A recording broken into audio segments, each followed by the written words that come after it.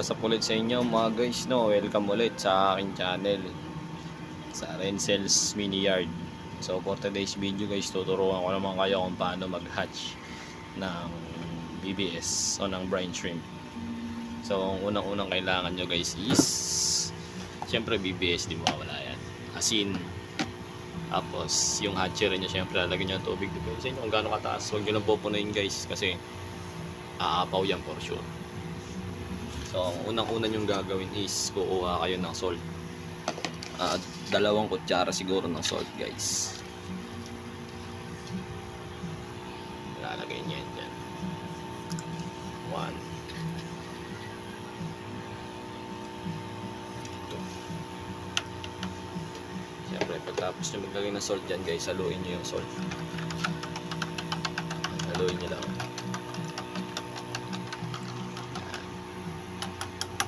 After nyo naman maglagay ng salt guys, syempre susunod na natin yung ating BBS na hatchable.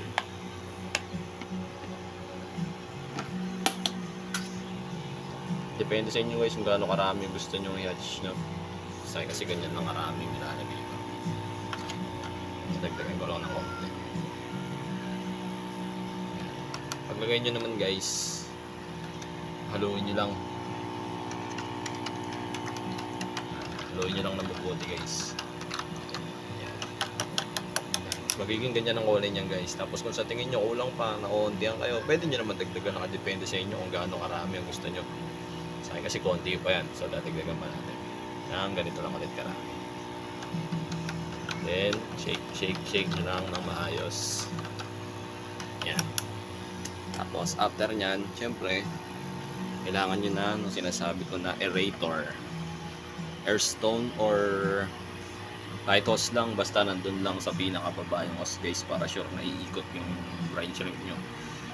At saka bakit pala natin kailangan ng asin sa ating brine shrimp, ang pag-hatch ng brine shrimp? Kasi guys, ang brine shrimp sa maalat na tubig yan sila guys nag-hatch, no? Hindi sila mag-hatch guys pag yung tubig nyo is pure tap water guys, hindi maalat, hindi yan mag-hatch.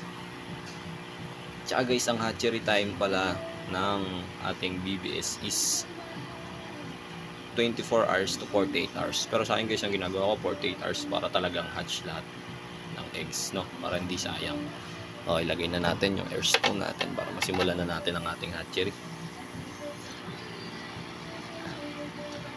Makita nyo guys, nilalagay ko lang yan doon sa pinakababa.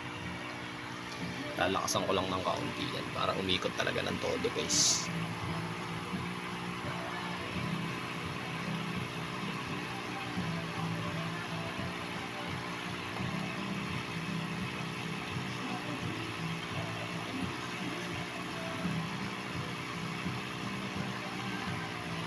Yan.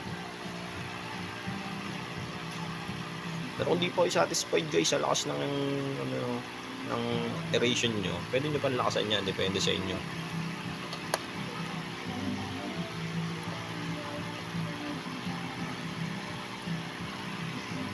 Pero sa akin okay na yan guys, kasi yung importante lang naman umiikot yung eggs para mag-hatch yan. So babalikan natin yung bukas kung may na-hatch na ba o wala pa. So yung guys, after isang araw, tignan natin kung may na-hatch na ba. Gawin nyo, alisin nyo lang yung aeration, tapos papatiningin nyo lang 5 minutes. Pwede nyo tutukan ng ilaw dito sa baba para bumaba yung mga na-hatch na BBS, kasi na-attract din sila guys sa may ilaw. Mas mabilis silang magsisettle dito sa baba. So babalikan natin yan after 5 minutes. So yun guys, after 5 minutes tumining na siya. So tignan natin kung may gumagalaw ba, kung may hatch na. So yun guys, meron. Kung mapapansin nyo, may mga gumagalaw na maliliit sa ilalim guys, no? Itong nasa ibabaw guys, ayun yung pinag-hatchan nila. Yan yung eggshell nila guys. So nagsettle na doon sa baba yung BBS na na-hatch, no? So pag mag-hatch kayo guys, pwede kayong gumamit ng turkey buster. Sisip-sipin nyo lang yan guys, sabay tsaka nyo ipapakain sa mga fry nyo. So ganun lang kasimple magpa-hatch ng BBS, ano. Maraming salamat sa panonood. Please like, comment, share, and subscribe kaya guys.